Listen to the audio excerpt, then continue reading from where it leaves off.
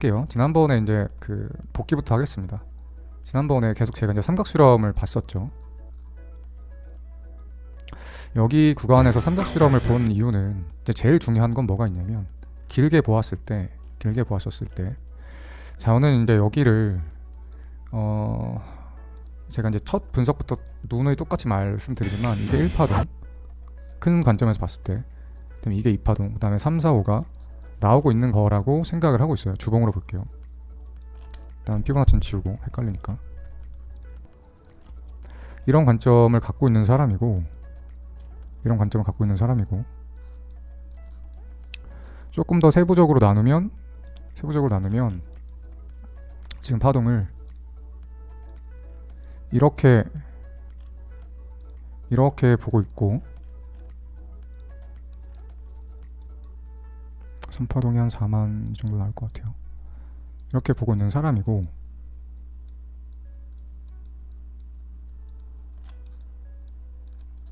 그리고 여기를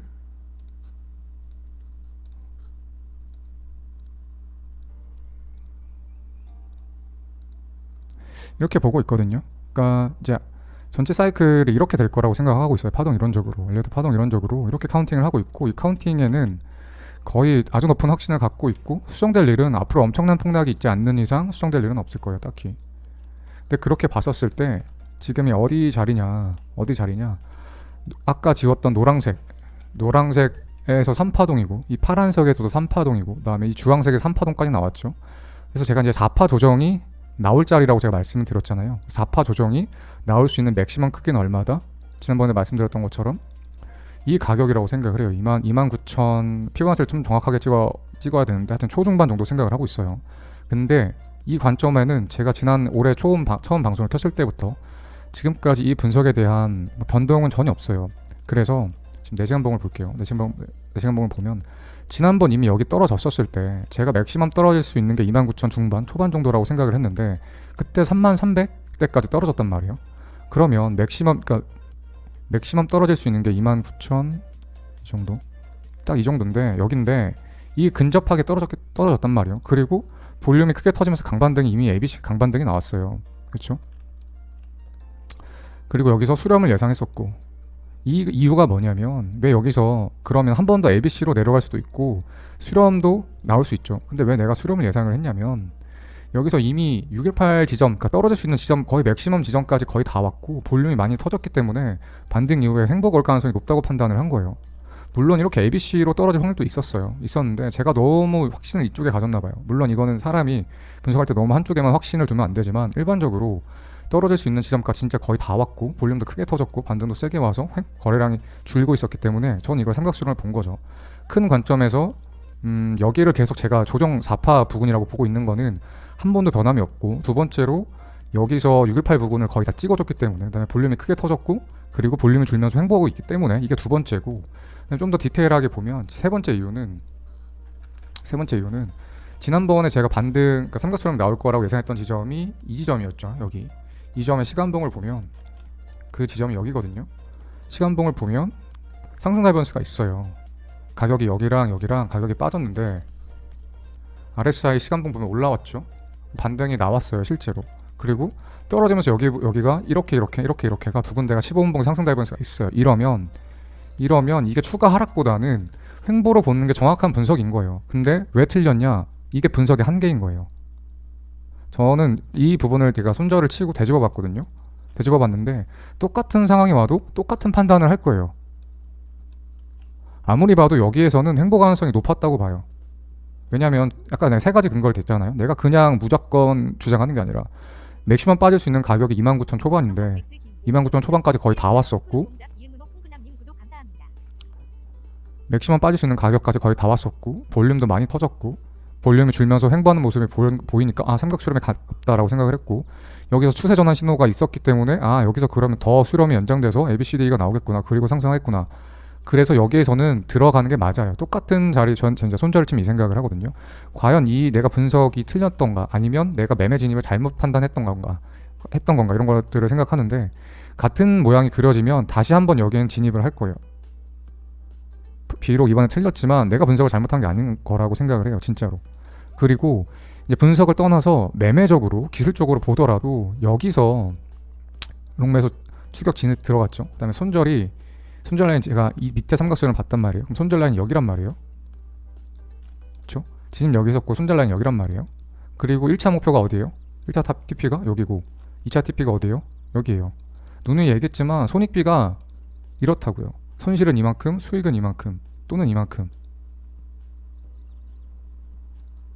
이 파란 라인이 수익에 대한 기대값이고 이 빨간 라인이 손실에 대한 기대값이거든요.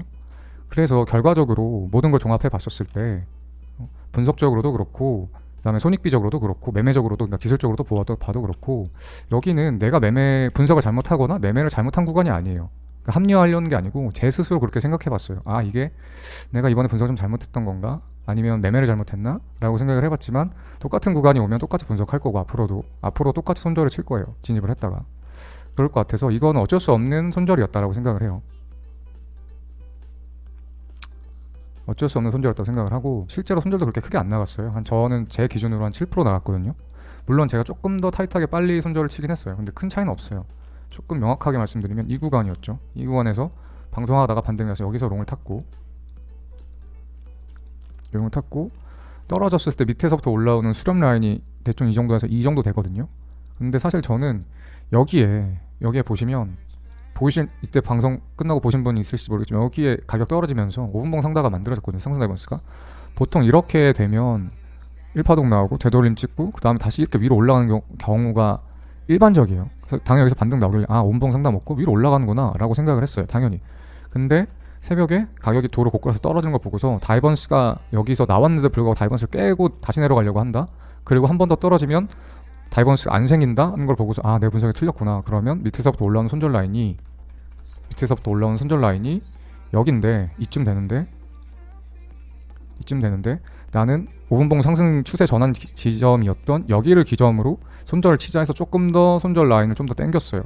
이 정도 차이밖에 없었어요. 물론 이제 제가 방송에서 말했을 때에는 손절 라인을 하단 추세선으로 가져가라고 말씀드렸지만 실제 손절은 여기서 쳤어요. 근데 그건 어쩔 수 없었던 게 이 이후에 차트가 전개를 되는 거 보고 저도 좀 손절 라인이 이 정도 당긴 거죠. 제 근거를 찾아서 여기가 추세 전환 지점이 됐어야 되는데 추세 전환 실패한 걸 보고서 손절 쳐야겠다. 좀 더 빨리 손절 쳐야겠다. 이래서 손절이 나간 거였죠. 여기서. 아무튼 그렇게 했었고 아무튼 그래서 손절 나갔어요. 그 다음에 이 밑에 떨어졌을 때는 손절 나가고 떨어졌을 때는 이제 매매를 안 했어요. 매매를 안 했고 일 때문에 좀 바빠서 계속 쉬었고 그랬는데 이제 제가 카톡방에서 언급은 했어요. 정확한 가격은 기억 안 나는데 카톡 남긴 시간을 보면 가격을 찾아볼 수는 있겠지만 어쨌든 정확한 가격은 기억 안 나는데 29,000대였던 걸로 기억나요. 아마 후반이 중반이 초반인지는 모르겠는데 제 기억에 초반은 아니었던 것 같고 29,000 중반쯤이었던 것 같거든요. 29,000 중반 이 정도. 여기서 제가 선물은 몰라도 현물은 분할 매수 들어가면 좋은 자리라고 말씀을 드렸죠. 왜 이렇게 말씀을 드렸냐? 처음 관점이 제가 바뀐 게 없다고 했죠. 여기가 4파 조정 구간이고 맥시멈 빠질 수 있는 가격이 29,000대 초반이거든요. 근데 29,000 초반을 찍어줬잖아요. 여기가 강반등이 나올 자리, 볼륨도 실렸겠다. 그러면 내 분석에 틀리지 않고서야 여기서는 반등이 나올 거다라고 판단을 했고 4시간 봉을 보더라도 지금 여기서 반등이 나와주면서 가격은 이전 저점보다 내려왔지만 RSI는 이전 저점보다 올라왔어요. 그러니까 추세 전환 시그널이죠. 4시간 봉 상승 다이버전스는 꽤 추세가 크게 전환되거든요. 그러니까 1분봉보다는 5분이, 5분보다는 15분이, 15분보다는 30분이, 30분보다 1시간, 1시간보다 4시간, 4시간보다 1봉. 크게 보면 볼수록 추세 전환이 크게 일어나요. 다이버전스 같은 경우는. 아무튼 그런 판단 등으로 29,000대에 저는 현물이라도 매수하면 좋겠다라고 이제 말씀을 드렸는데 눈치채신 분들은 잘 알아서 매수하셨겠죠?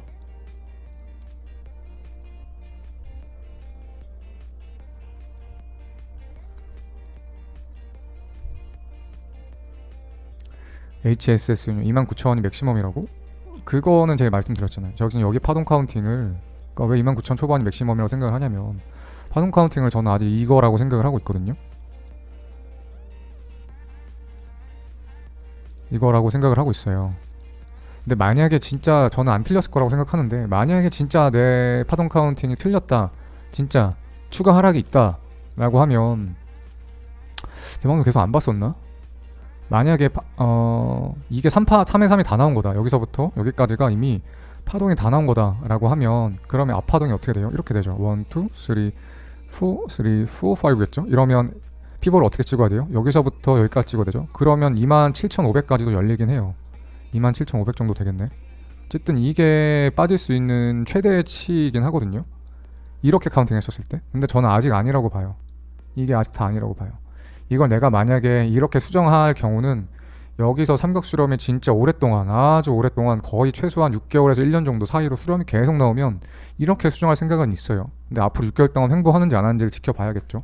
근데 그렇지 않을 확률이 더 높다고 생각해요. 그래서 두 가지 경우의 케이스가 있을 수 있는데 앞으로 이제 비트가 어떻게 움직일 것이냐, 어떤 가격으로 갈 것이냐에 대해 두 가지 케이스가 있는데 목표 지점은 다 똑같아요.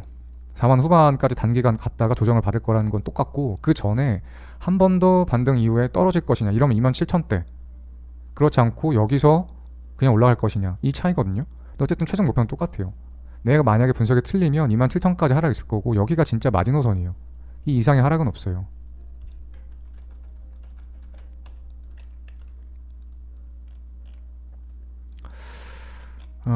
그렇고 이 나오면서 4시간 봉 상승 다이버스를 먹었죠. 그러니까 4시간 봉 상승 다이버스가 컨펌이 되면서 추세가 전환될 거라 생각하면서 첫 파동이 꽤 크게 반등 나왔길래 임펄스 파동 나오려나 보다 했는데 여러분들 눈에는 어떻게 보실진 모르겠지만 제 눈에는 임펄스 반등에 실패를 했어요. 여기서부터 여기까지 보면 저는 이거를 명확하게 ABC라고 생각을 하거든요. 그 다음에 떨어질 때도 명확하게 ABC로 떨어졌어요. 그 다음에 지금 올라오는 건 ABC로 올라갈 수도 있고 또는 임펄스가 나올 수도 있죠. 임펄스가 나오면 이 추세 라인 상단 라인 끝까지 갈 확률이 좀 높아요.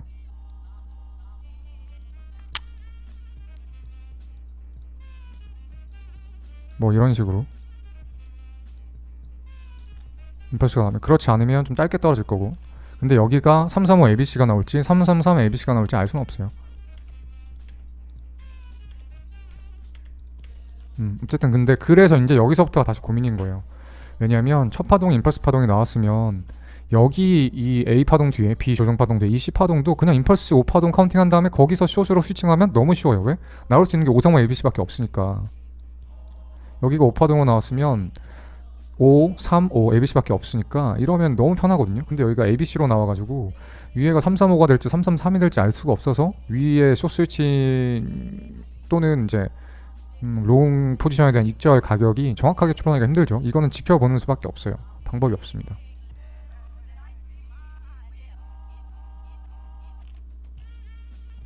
하여튼 그런 상황인 거고, 단기적으로는 그렇고 좀 장기적으로 보면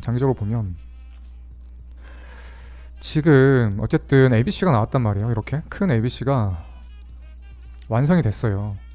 완성이 됐습니다. 완성이 됐는데 여기가 그러고 이제 만약에 지금 5파동이 남았다고 했잖아요. 제가 여기가 만약에 조정이 완료된 지점이다 라고 하면 그러면 이제 나머지 5파가 남았으니까 여기까지, 그럼 임펄스 5파가 이런 식으로 나와야 되거든요. 뭐 이런 식으로, 아니면 1파동이 더 클 수도 있지만 어쨌든 이런 식으로 나와야 되는데 첫 파동에 제가 봤었을 때는 임펄스를 만드는 거에 실패를 했어요. 실패를 했기 때문에 또 이제 복잡해지고 고민이 많아지는 거죠. 왜냐면 지금 이미 ABC가 나왔는데 ABC 반등이 나왔다는 거는 제가 흔히 이야기하는 ABC 메타거든요. 계속 ABC 하면 ABC가 길어질수록 이게 다음 ABC가 상승 ABC가 나올지 하락 ABC가 나올지 정확하게 카운팅하고 예측하기가 되게 힘들고 까다로워져요. 그래서 제가 ABC 횡보가 길어지면 예측이 점점점 힘들어지면서 매매를 좀 쉬면서 수익이 좀 적어지는 편인데, 그걸 또 어떤 초보는 또 저한테 그렇게 얘기하는 사람도 있더라고요. 아니 횡보할 때 돈 못 버는 트레이더가 무슨 트레이더냐고 라고 하는데, 사람들마다 분석 방법이랑 매매 방법이 다르니까 어쩔 수 없는 거고, 엘리어트 파동 이런 관점을 보면 정확한 타점 잡기가 진짜 힘들어요. 이거는 조금이라도 내가 한 중수만 돼도 제 말이 뭔 말인지 알 거예요. 다들 아실 거예요. 이건 동의를 안 할 수가 없는 말입니다. 아무튼 그렇고, 그래서 고민이 되는 게 뭐냐면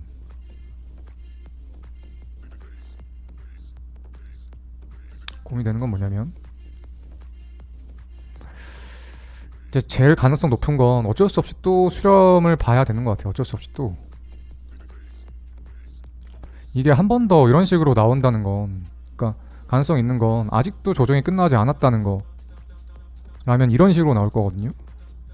아까 제가 맥시멈 빠질 수 있는 게 27,000이라고 했잖아요. 그러면 결국에는 비반등이 꽤 높게 나왔다가 또 살짝 떨어졌다가 다음에 올라갈 수도 있어요. 높지 않은 가능성, 그러니까 첫 번째 시나리오는 아니에요. 제 메인 관점은 아니고. 그래서 지금 봤었을 때 제일 가능성 높은 건 라지 삼각수렴이, 그러니까 굉장히 큰 삼각수렴이 다시 나오는 거거든요. 이런 식으로.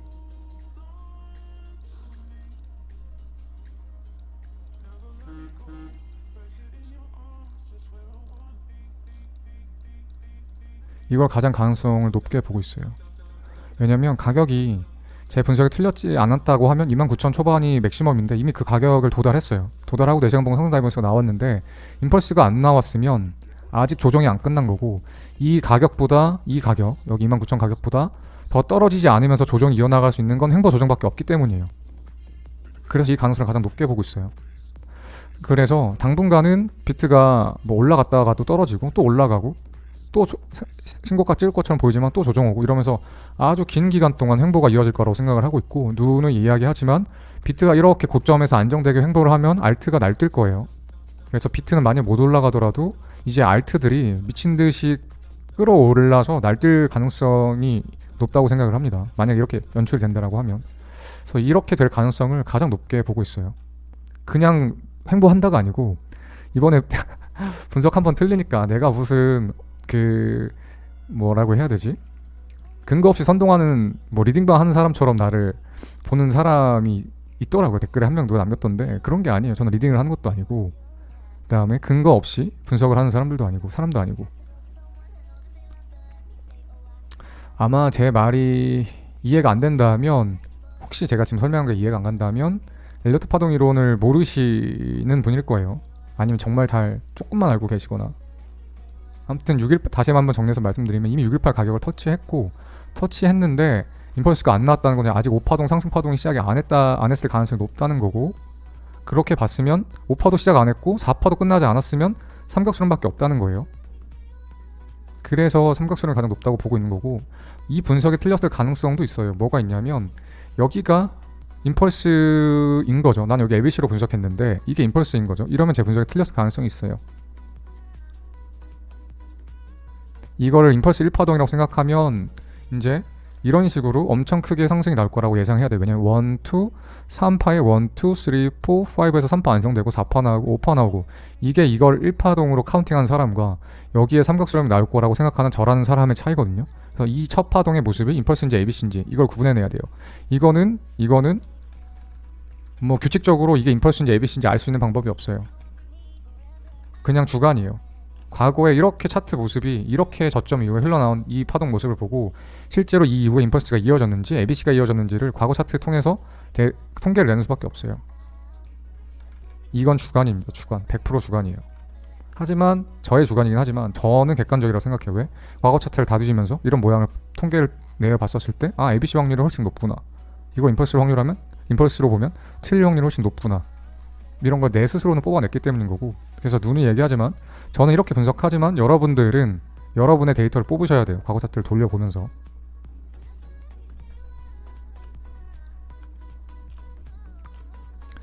그래서 제가 생각하는 건 이 그림이 가장 가능성이 높다고 생각을 하고, 그 다음에 포지션을 길게 들고 가기보다는 일단 첫 파동에 ABC가 났기 때문에 최대한 ABC가 조정되는 거에 따라서 계속해서 ABC 완성되면 스위칭하고, 또 ABC 완성되면 또 롱 스위칭해서, 또 ABC 완성되면 여기서 또 스위칭해서 계속 이렇게 횡보하는 거를 ABC마다 스위칭하면서 수익을 가져가는 게 지금은 가장 좋은 방향이라고 생각을 하고 있어요. 물론 이 분석도 틀릴 수 있어요. 어떠한 이유로 이게 저는 ABC라고 해석했지만 이게 임펄스라면 제 분석이 틀릴 수 있습니다. 보이는 것 같죠? 볼륨도 뭐 딱히 모난 거 없이 튄 거 없고, 이러면 이런 식으로 빠진다는 거고. 근데 만약 이러면 아마 27,000대를 찍어줄 거거든요. 27,000대를 찍어주면 그러면 이제 제 분석이 장기 관점이 틀린 거죠. 그러면 카운팅을 이렇게 해야 돼요. 이렇게 카운팅 이렇게 해야 됩니다. 장기 관점을 수정할 거예요. 이러면.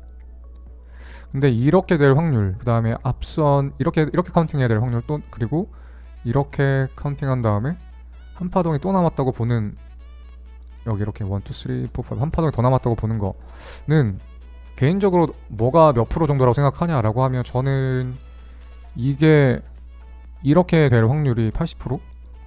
80%? 그다음에 이렇게 해서 27,000까지 빠질 확률이 20%라고 생각을 합니다. 그래서 어쨌든 근데 이거는 좀 굉장히 좀 중요한 부분이긴 해요. 왜냐면 현물하는 사람은 상관없어요. 제가 지난번에 얘기했지만 여기 떨어졌을 때 매수하고, 그다음에 지난 카톡방에서도 29,000대면 매수하면 좋겠다라고 말씀드렸던 것처럼 여기서 매수하고, 떨어지면 27,000대 또 매수하면 올라가면 얼마나 좋아요. 점점 떨어지면 떨어질수록 나는 싸게 매수할 수 있는 기회들이 생기는 거고, 올라가는 건 확정인데 그럼 얼마나 좋아요. 추가 매수를 할 수 있으니까. 현물 관점에서는 이런데, 선물 관점에서는 내가 뭐 롱을 보고 있었는데 전저가 깨진다는 거는 손해가 크게 날 수 있다는 말이죠. 아무튼 그래서 선물 관점에서는 너무 열고 볼 수는 없는 거죠. 당연히 27,000대까지.